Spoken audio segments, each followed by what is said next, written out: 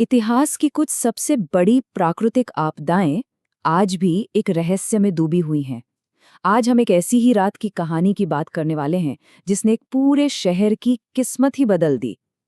लेकिन सवाल ये है कि जो सदियों से हमें बताया गया, क्या सच में वही हुआ था? तो कहानी शुरू होती है एक कह सकते हैं सनसनीखेज रिपोर्ट से। देखिए, घटना के करीब करीब 8 महीने बाद यूरोप में खबर पहुंचती है कि कलकत्ता में एक बहुत ही विनाशकारी भूकंप आया है और उसमें 3 लाख लोग मारे गए। बस इस एक लाइन ने एक ऐसी कहानी को जन्म दिया जिसे लगभग 250 सालों तक सच माना जाता रहा। पर सवाल तो यही है, क्या ये पूरी कहानी सच थी? क्या उस रात वाकई धरती कांपी थी, या फिर कुदरत का कोई और ही कहर बरसा था? बस यही वो गुत्थी है जिसे आज हम साथ मिलकर सुलझाने की कोशिश करेंगे। इसके लिए हमें थोड़ा पीछे जाना होगा, साल 1737 में। सोचिए, वो जमाना था जब खबरों को एक महाद्वीप से दूसरे तक पहुंचने में महीनों लग जाते थे, और इतने लंबे सफर में ना खबरें अक्सर बदल जाती थी।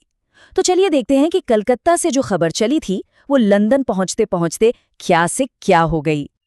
तो यूरोप की मैगजीन्स ने इस घटना को कैसे दिखाया?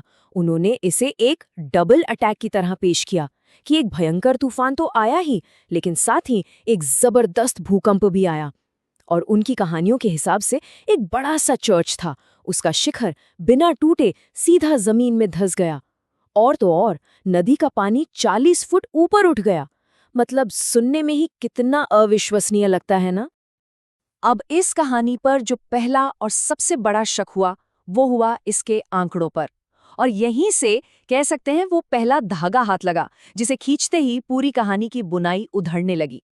3 लाख, जरा सोचिए ये कितना बड़ा नंबर है। और बस इसी नंबर की वजह से इस घटना का नाम इतिहास की सबसे जानलेवा आपदाओं में दर्ज हो गया। दशकों तक जो साइंटिस्ट भूकंप पर स्टडी करते हैं, उनकी किताबों में इसे सबसे खतरनाक भूकंपों में से एक माना जाता रहा। लेकिन यहाँ एक पेच है। जो पुराने रिकॉर्ड्स हैं वो बताते हैं कि 1737 में पूरे कलकत्ता शहर की आबादी 20,000 से भी कम थी। तो सवाल ये है कि फिर 3 लाख लोग मर कैसे सकते थे? मतलब ये तो मैथ के हिसाब से ही नामुमकिन है। और यही सबसे बड़ा सबूत था कि यूरोप तक जो खबर पहुंची उसे बहुत बहुत ज्यादा बढ़ा चढ़ाकर बताया गया था। तो जैसे ही ये नंबर वाली बात सामने आई, हिस्टोरियंस और साइंटिस्ट्स ने असली जासूसों की तरह काम करना शुरू कर दिया। उन्होंने पुराने दस्तावेजों, रिकॉर्ड्स, सब कुछ खंगालना शुरू कर दिया, असली सबूतों की तलाश में। और जानते हैं उन्हें क्या मिला? उन्हें मिला एक खत।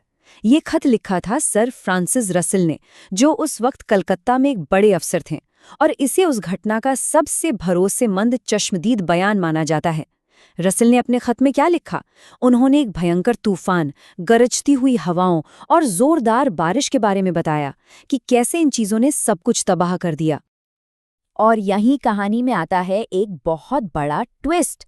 रसेल ने अपनी चिट्ठी में सब कुछ तो लिखा, पर एक चीज का जिक्र तक नहीं किया, भूकंप।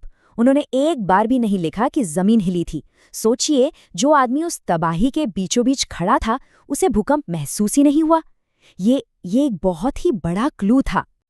तो फिर सवाल उठता है कि उस धंसते हुए शिखर का क्या? आज का साइंस बताता है कि वो भूकंप का नहीं बल्कि मौसम का कमाल था। देखिए, हुआ ये कि पहले तो बहुत तेज हवाओं ने चर्च के शिखर को तोड़कर गिरा दिया। फिर लगभग 6 घंटे तक इतनी जोरदार बारिश हुई कि जमीन पूरी दलदल बन गई। अब आप ही सोचिए, जब इतना भारी मलबा उस गीली मिट्टी पर गिरेगा तो क्या होगा? वो स्वाभाविक रूप से उसमें धंस जाएगा। ये कोई भूकंप नहीं था, ये तो सीधी साधी फिजिक्स थी। तो चलिए अब मिलते हैं इस पूरी कहानी के असली विलन से। सारे के सारे सबूत बस एक ही तरफ इशारा कर रहे थे।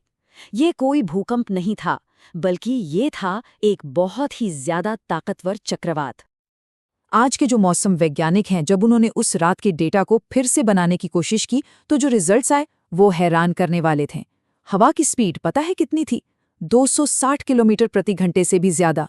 मतलब ये एक सुपर साइक्लोन था। और सबसे ज्यादा तबाही मचाई थी 40 फुट ऊंची लहर ने। मतलब तूफान की वजह से नदी का पानी शहर में घुस आया था।